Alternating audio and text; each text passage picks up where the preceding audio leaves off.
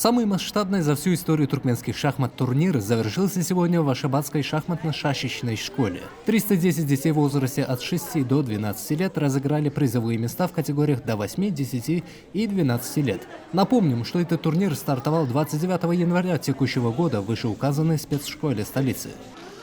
Наблюдалась очень конкурентная, жесткая борьба. Не было таких явных победителей.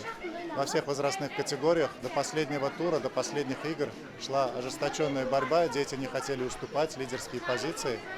И это также говорит о том, что будущее шахмат, оно огромно, велико, потому что конкуренция ведет к повышению уровня мастерства среди детишек. И мы надеемся, что это перельется и в медали золотые, в том числе на международной арене.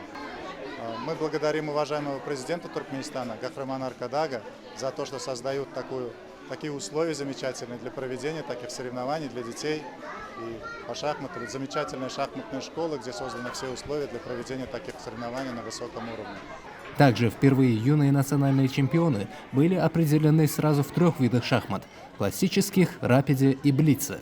По сравнению с предыдущими годами бросается в глаза возросшая конкуренция в каждой возрастной категории как среди мальчиков, так и среди девочек. Также радует широкая география как участников, так и чемпионов и медалистов.